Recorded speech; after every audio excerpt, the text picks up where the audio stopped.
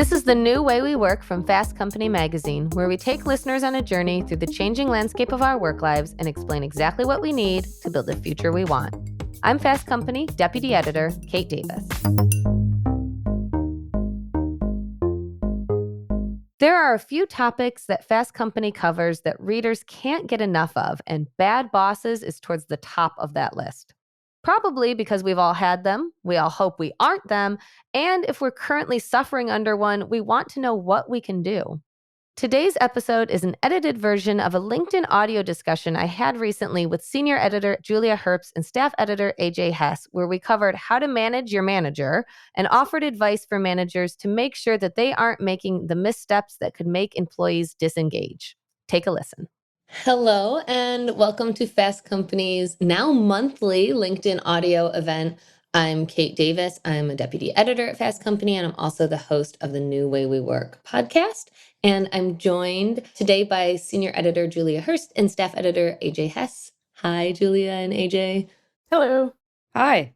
Today, we're talking about like everybody's favorite topic, bad bosses, the different types of bad bosses, how to deal with them, how to manage up. When to know that it's time to quit. And if you are a manager, how to know if you're inadvertently being a bad boss yourself, because spoiler alert, your employees probably will not tell you. So we're going to be diving into a lot of our past reporting on these topics, dropping links to related articles in the chat for this during our discussion. And if you have a question or a comment, you can drop them into the comments for this event anytime during while we're talking. And if there's anything for us to address, we'll get to it at the end. So before we get into how to deal with bad bosses, I feel like everybody has a bad boss story, but maybe Julie and AJ, maybe you don't. Present company excluded, hopefully, and hopefully not from your current job. But do either one of you have a bad boss story and how you dealt with a bad boss? Man, this is such a disappointing answer. I've been pretty lucky in terms of my bosses. So I don't actually have a super fun story. But that said, we do a lot of writing and editing about bad bosses. So I think we're going to have a lot to draw on here. Yeah. AJ, have you had a bad boss? Yeah, I mean, the joke dying to be made here is that both of you, I would say, are considered my bosses. This is the world's most awkward conversation. I'm like, not your current bosses, right? So my point being, no, of course, I've been very, very lucky. I think the only example I can think of is I've never had a direct boss or direct manager who was bad, but I have had, higher ups who have disappointed me a little bit. And ultimately, I've found that it often comes from this place of like insincere humility, where like when I meet my higher ups, I really want to be like inspired by them and impressed by them. And there's been a couple times where I've met with higher ups who are just so humble, where they're like, oh, I don't know anything. It's a mistake that I got where I am today. And that always grinds my gears, because I want to believe there's a reason why, my bosses and higher ups are where they are. Oh, that's interesting. I haven't heard that person, because usually it's the other way around, right? Where it's like, I'm the greatest thing ever. But I mean, you make a good point too of like, you probably, I'm assuming that experience didn't make you want to leave the job, because if you have a direct manager that you get along with and respect, then that kind of makes up for sometimes the upper management that's not meeting your expectations, right? Or is it still, do you still kind of feel like, this isn't the place for me? No, that's definitely the case. I've only ever gotten to work with really wonderful people who often were able to kind of laugh at the same situations as me. And that can also be super bonding. Yeah. As Julia wrote about last year, like the position of the middle manager can sometimes be tricky, difficult one, but sometimes is like one of solidarity, where it's like, yeah, I get it. I'm in the same boat with you. Well, I set you guys up because I do have bad boss stories. Let's hear it then. You just want to share your bad boss story. Yeah, I know. It's like, you don't have bad bosses? Well, let me tell you. This is many, many, many years ago, and I feel like I've told this story on the podcast probably before we cover, we actually did an episode on bad bosses and if you're inadvertently being a bad boss. But I had kind of the cliche bad boss many years ago that that yelled all the time. She threw things a lot. I mean, it's Oh my really like a God. Devil Wears Prada. It wasn't a magazine, but it was a Devil Wears Prada sort of a situation of high expectations and volatility. And throwing things and yelling is certainly hostile behavior. None of it like completely crossed a line, but nobody who worked for her was happy. And all Oh of us no. looked for new jobs. So, Yikes. yeah. The adage of you don't quit a job, you quit a manager, I think is definitely true. That also wasn't a job that I liked very much either. So it was a double whammy. And we heard in a lot of our polls, unfortunately, my experience is pretty common. Having a bad boss is pretty common. So in one of our polls, we asked what the most annoying bad boss behavior is, and we only gave 4 options. There's, probably a myriad of bad boss behaviors. But the options were micromanaging, being absent or disengaged, not giving you credit, or being condescending and hostile. And condescending and hostile, no surprise, won, but only by a little margin. Micromanaging was actually the second place in that with 39%, which is, I find, not surprising either. We've covered in all of our coverage of bad bosses, micromanaging comes up a lot. So if micromanagement is your issue, like is your bad boss issue, I think the reason why is that autonomy is really important to a lot of people, especially with remote and hybrid work. And I feel like the push and pull between micromanagement on the boss's side and wanting autonomy on the employee side is really came up a lot more as we shifted to remote and hybrid work.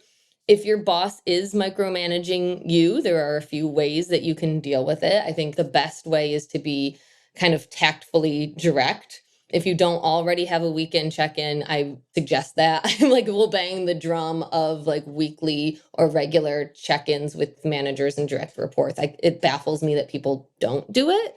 It's kind of the best way to be able to say, like, here's what I'm working on, what's our priorities, what are we, as opposed to kind of having that like constant, Slack messages or whatever to check in. You kind of set the expectation. And I think, you can work together to outline exactly what kind of deliverables are expected, both in kind of a short term and a long term basis, and then agree on like what amount of check-ins make you both comfortable. I mean, if you have a micromanaging boss, they probably want more information, figuring out like what will give them what they need to make them feel secure. If you think you might be a micromanaging boss, I mean, I would say think about where it's coming from, right? Like, is it a sense of insecurity or a lack of trust? Really, it's a matter of like focusing on results versus FaceTime. We've covered this a lot too, of like letting people kind of control their schedules. It does not matter how long they're sitting in front of a computer or if you can see them all the time, if they're giving you the work that you need. So yeah, what do you what do you all think on micromanaging bosses? Any Yeah, experience I with mean, them or tips? I Yeah, think micromanaging is like one of those things that can really affect your quality of life pretty substantially if you're an definitely. employee. Maybe more so than some of the other ones, especially if you have like a distant boss or, but if you have a boss who's micromanaging, that's something that's going to affect your day to day. So it doesn't surprise me that those are the results and that a lot of people are pointing to this as a real pain point. Um, I think like on the manager side, if you're worried that you are micromanaging or just feeling anxiety because you can't physically see your direct reports in the same way that you used to when you were all in the same open concept office or something, everyone's more spread out now. A lot of people are hybrid or fully remote. I think kind of setting up examples where you like, okay, this week I'm just going to ask them about these things and see if they're able to meet these deadlines. And then, once ideally your report is meeting those constantly, consistently, then you get kind of a little bit more trust, a little bit, more of a sense of faith that like they can meet the bigger deadlines. And then you kind of scale back all of the nudging and check-ins that sometimes I think managers try to overcompensate with. Yeah, I think that's a great point, because then you have a totally different issue if you set the clear expectations. These are the things that need to be accomplished each week, or what we need to focus on, and they're consistently not happening. Micromanaging the person more is not going to solve them. Then it's Right. Yeah, it's not really a micromanaging problem in that case. yeah. You had, Julia, another frustrating thing that bosses do. Yeah, so this is kind of the flip side, I guess, which is, being a boss who is MIA or absent. Maybe they're not providing you any feedback, or maybe even worse, they're only providing feedback like late in the game in like a public setting. That's kind of a nightmare scenario. right? And so I think honestly some of the solutions are kind of similar of, having regular check-ins and sort of proactively asking for feedback in a way that, it would be ideal if managers just provided that feedback consistently to you, but the truth is they don't always. And so sometimes you need to solicit it, more directly. Ask questions about what you should be doing differently, or, if they're looking for something else. I think sometimes in these cases, it's like an instance of a manager being really overwhelmed by what they have to do. I wrote about this a little bit in that middle manager piece, but like often managers are being asked to do whatever their individual job is, and then also managing on top of that. So they can just frankly be overwhelmed and not have time to be hand holding. So I think it's important to prioritize kind of like when you are getting that face time, like what do you need? Are they like holding you up in certain ways? Is there like information that you need from them in order to get to the next step on the project? Like that's really important to prioritize. Ask specifically if you need feedback or like how you can reach them if there's an emergency, because ideally you're not going to be in a situation where you're just waiting around for them to come and tell you a piece of information so you can finish a project. Like I'm sure they don't want to be holding you up and you don't want to be in that position either, because that's extremely frustrating. So I think it's a little bit about kind of prioritizing, making the best use of that face-to-face time or calls whenever you can, and then asking like, what do I do in case of an emergency? So you're not getting held up on projects. Yeah, that's a lot of managing up. And you make the good point, and we've covered this in various ways of people get promoted to be managers because they're good at their jobs, but they haven't necessarily received any training or know anything about actually being a manager, and are probably usually really overwhelmed with lots of other things. And so it's a case of like literally asking for what you want. And if you, Yeah. if you have a decent boss, a good colleague, a good coworker, if you say, I really want to learn how to do this thing, can you help me with this? Ask for what you need from them. Or like, I think another thing that speaks to this point of your boss being kind of MIA is like, you put the meeting on the calendar, but then it keeps getting canceled. So it's kind of figuring out a way like, so this doesn't seem to be working. What kind of way can we check in regularly that would work?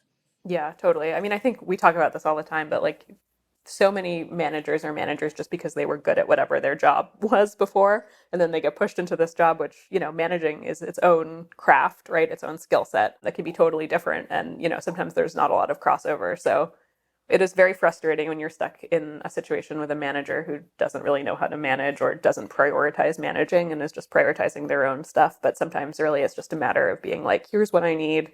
And like, how can we come up with a way to work together more effectively? AJ, you had kind of the other side of the no feedback coin.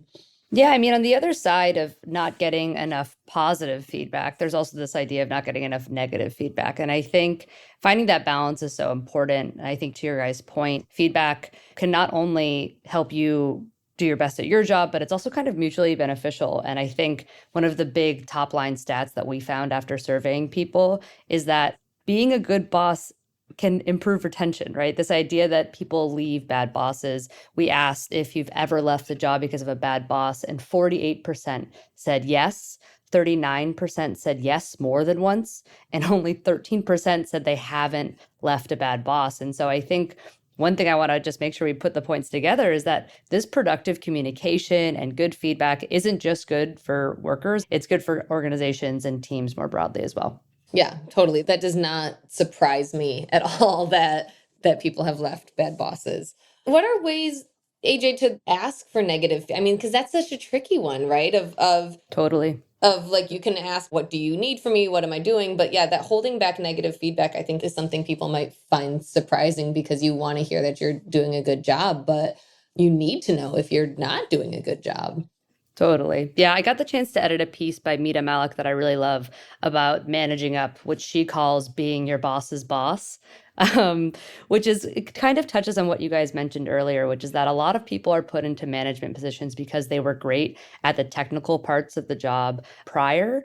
And sometimes they need to be taught how to be either a boss in general or how to be your boss. Some of the things that Mita recommended was, keeping your boss informed about what you're working on, raising problems that you're solving so they know exactly what you're doing on a day-to-day basis, so they don't, miscalculate how much work you can be assigned, things like that. And to make sure you're keeping all members of your organization up to date on your work, she kind of suggests that staying connected with the broader parts of your team can kind of protect against having one individual bad boss, to kind of make sure that your spot is secure in a team more broadly.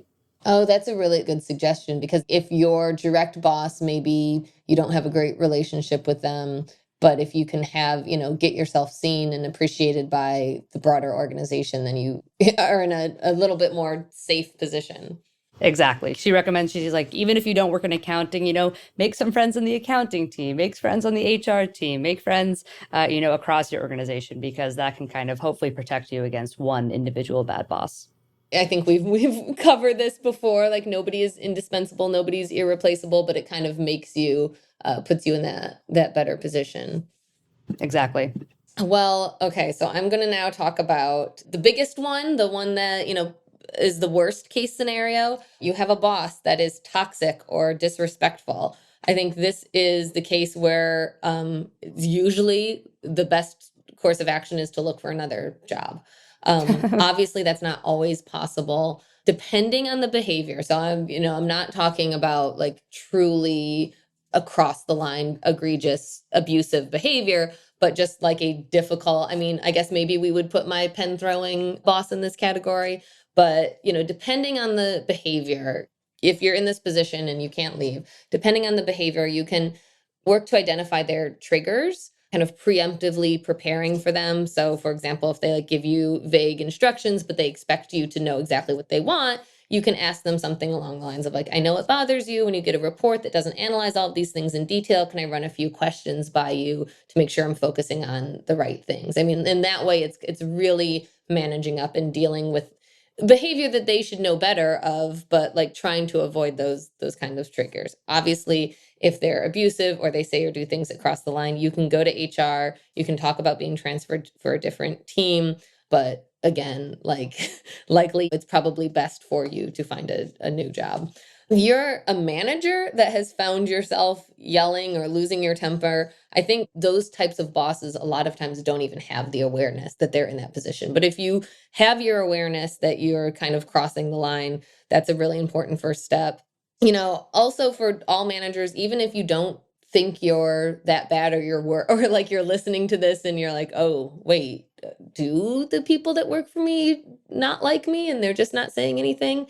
Diana Kander, who I spoke to for the podcast on an episode that was titled How to Avoid Inadvertently Being a Bad Boss, she pointed out that direct reports obviously are not likely to give their bosses honest feedback, but she suggested that people in management positions, and really anybody couldn't do this, is that you have regular anonymous 360 reviews. And so a 360 review, I'm sure everybody knows, is where you have people who work with you in different capacities all give you feedback anonymously.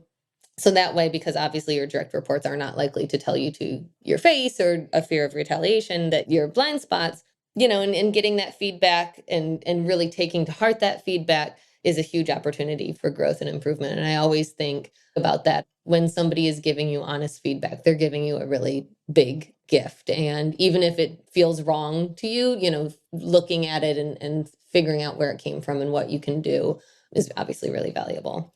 Yeah, and that's why it's so important to be getting some negative feedback from your boss anyway. I don't know, I was thinking a little bit about kind of how you navigate the looking for a new job if you've decided that your workplace or your boss is so toxic that you need to leave. I wonder if we might just touch on that a little bit too, of like, what do you do if you are leaving a job because you have a bad boss, but you can't go into an interview and say like, the reason I'm interested in your company is because I'm trying to leave my bad boss, What's a better way to kind of frame that to a potential new employer? Yeah, like even if you think you'll never work for that person again, trash talking your former or current job or boss is never ever a good idea. It does not make you sound good at all. Yeah, I would think, in those situations when you're asked, if you're asked like, why are you looking for a new position, you can highlight that you feel like you've kind of done everything you can in your position, or you kind of shift gears as much as possible to focus on what you're excited about in the new job that you're looking for. And then hopefully, if you're asked to give references, as AJ was talking about, hopefully you've built those relationships with other people in your company that you can point to, and you kind of, shift the focus to those that you have good working relationships with. And I think it's maybe a good opportunity for you too, if you had a bad boss, to think about what you would value in a boss and kind of highlight that. And both your job search, kind of suss that out. And we've covered that before, of like how to suss out a good manager or a toxic work environment in the interview process. You certainly know what you don't want, and you can help you look for that. Yeah, it can be very informative to have a bad boss, and you can try to look for the opposite in your next opportunity. I've never worked for a pen thrower since. That's great. That actually reminds me of one of the trends that I see a lot on TikTok, which is people will say, what's the professional way to say my boss sucks? Or like, what's a professional way to say stop emailing me or whatever? And if I'm going to play the exercise here, I imagine one way you could say in an interview that, my boss sucks is say, right now I think I've expanded and grown out of my current role, and I'm looking forward to working for a team and a leader who allows me to become a better version of the worker I am today, right? I think there's a professional way to really spin that in an interview. Oh yeah. I mean, I absolutely. think like I've gone as far as I can go with this person. Yeah. Mm-hmm. Definitely. Yeah, well, we want to talk also a little bit about what to do if you're on the flip side of this, right? If you're a manager looking for ways in which you can grow, realizing you're falling short in one of these ways. I did want to say before we do that, I see a couple people are raising their hand. If you have a question or a comment, feel free to stick it in the comment section of the event. We can address some of those at the end. You could just type it right in there. What should you do if you're a manager who's, listening to this and being like, I think there's some opportunities for improvement? I think first of all, like, it's great to be thinking about that. Like, like Kate said earlier, that's a really good first step, that having that awareness, because I think a lot of toxic bosses and bad managers just don't have that awareness. And I do think that, for a lot of middle managers, you are in a really challenging position. So I think, anything you can do, any training opportunities or opportunities to get, some sort of formal mentoring are really great. So maybe that's a conversation you need to have with your manager. I think another thing that's great to do is try to identify the type of leaders you really admire, whether that's in your organization or, more public leaders. What do you respect about their leadership style? And kind of thinking that through, you can kind of model your behavior after theirs. We talked a little bit about the feedback thing. It can be hard to get honest feedback from a direct report, but I think, anonymous 360 reviews are a great option. And just also talking regularly, opening those lines of communication. I think it's easy to say, like, how do you like to receive feedback? Or, kind of open it up so it's more about working with your direct reports, like their best practices and the best way that they work, if you set it up in that way. And then I think also just setting up a regular check-in, that's so important. If you're not having those lines of communication open when there isn't a problem, just, regularly, it can be really hard to open those lines of communication when like an actual issue arises. Yeah, I think it is hard to get that honest feedback. We put it in our performance reviews. When you're giving your employee a performance review, I think they should be giving you a performance review too. And it doesn't have to be an awkward, like, what am I doing wrong sort of thing. It can just be like, how do you like to be managed? Asking people that work for you how they like to be managed. There's a SCARF assessment, which I maybe have mentioned before. It's from the Neuro Leadership Institute. That I think can be useful. I don't think it sheds a lot of insight on you personally, but for a manager to give it to their employees could help the manager. So it's basically like, what do you value and find meaningful in work? And so from that, you can discover like kind of how your direct reports want to be managed. So if they value autonomy, that can give you a clue that, you should not be micromanaging them. If they value connectedness or relatability is one of them. That kind of means that maybe they want more check-ins. One thing that maybe seems super simple, but one thing I think that managers can do if they really are invested in improving their leadership and their abilities as a boss is to make sure that they're just practicing empathy with all that they can. And I think those regular one-on-one meetings do a really good job to do that. I think they also allow you a minute to pause and just connect with the people who are directly reporting to you. I think making sure you're using and leaning on phrases like, how are you doing? How is this work going for you? How do you feel like your job is going? I think those expressions are really helpful in terms of practicing empathy and actually gathering that active feedback from those people who might report to you. Yeah, and they don't have to be super formal, It doesn't have to be like we need to go through all of these things every single time we check in. But I think it's just sort of a matter, to your point, AJ, of like, when you are checking in with people, getting a sense of what's happening in their lives, are there any like small roadblocks that have come up in a certain project that can be resolved now, as opposed to when they spiral and become something a lot bigger, a couple weeks down the line, and just checking in to see like what are sort of the pain points or other things that could be going better. It doesn't necessarily need to be like a whole, formalized system where boxes are getting checked and, things are getting submitted. Totally. Did we mention the other poll, the what's the best way to deal with a bad boss? No, I think that's a great thing to bring up. Great. Yeah. One of our other LinkedIn polls that we did, we asked what the best way to deal with a bad boss is. And the options were to talk to your boss directly, to talk to HR, to vent to your coworkers, or to quit. And I think kind of unsurprisingly, maybe from everything we've been talking about, most people said quit.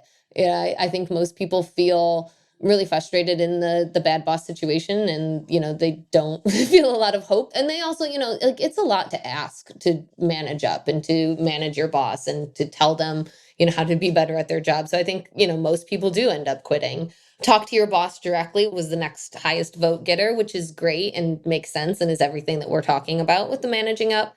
Talk to HR was 15%. I think a lot of people pointed out in the comments the fear of retaliation there, the belief that HR is there to protect the company, not the employee, and that a lot of people said things along the lines of it puts a target on your back if you complain to HR.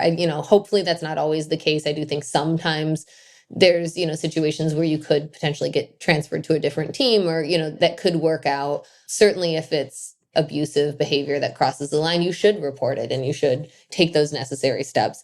And this just speaks to how evolved and intelligent our audience is. Only 3% said vent to your coworkers, even though I feel like, isn't that the like knee-jerk reaction that you want to do? I think everybody recognized that that's probably not the best way to deal with a bad boss. No, I think that's definitely true. And I think, the only thing I'd add to this, you mentioned, it's not easy to be your boss's boss, is that 100% I want to make sure that we make it clear that a lot of this is easier said than done. When you're dealing with a boss, we're also thinking about really clear power dynamics that obviously exist. If you're managing a boss, that not only is that not your job, but this is a person who has potential power over how you spend your time, over your professional opportunities, over your livelihood. So I just want to make sure that as we wrap up today, that we make it clear that dealing with a bad boss is absolutely easier said than done. And, workers are ultimately not responsible for the actions above them, but that there are tools that you have at your disposal to make sure that you're making the most of every opportunity. For sure. I think that's really important to emphasize. And also, there's something, while you're looking for a new job out there, sometimes you do have to kind of figure out a way to make things work as well as possible, sort of that like survival mode while you're looking elsewhere. And, I think that's just about focusing on kind of what you can control on your job, on, what is required of you. And when there are opportunities for conversation or communication or being clear about what you can and can't do, that's great. But like sometimes at the end of the day, it's about just sort of prioritizing what you need to do, and what you can do. And, you're not going to solve your bad boss's problems for them if they're not also trying to improve. Yeah. And I think all of this is part of a learning process that hopefully grows for both the managers and for employees. Once you have a really bad boss, you learn what to look for and what you will and will not put up with and how to manage up and how to deal with these things. When you yourself are in a management position, you can think back to the bosses that you've had. And I think we've all been there of like, oh, I definitely don't want to do XYZ that this person did. I really admired XYZ that this other person did, and hopefully have the self-awareness to try to model yourself off of that, and things can keep hopefully getting better and you're not stuck in a bad boss cycle. I guess that's it. I don't think we have any questions, so we're going to keep it short and sweet today. AJ and Julia, thank you so much for having this fun conversation about bad bosses with your boss. Hopefully it wasn't awkward. Anytime. You'll give me some anonymous feedback on what I did wrong. And I'll do another shameless plug. LinkedIn does not have the feature to record these conversations. So if you came in a little late and you missed something or you weren't able to hear the whole thing, we will use this audio for a bonus episode of the New Way We Work podcast. We also talk about all of these sorts of issues. We have past episodes on how to know if you're inadvertently being a bad boss and why so many. I think another related one is we did an episode about why so many incompetent men become leaders, also about bad bosses. And we have lots and lots of articles on this topic. So lots more on bad bosses. And thanks for listening. And we'll be back next month with another LinkedIn audio. Thanks. Thank you.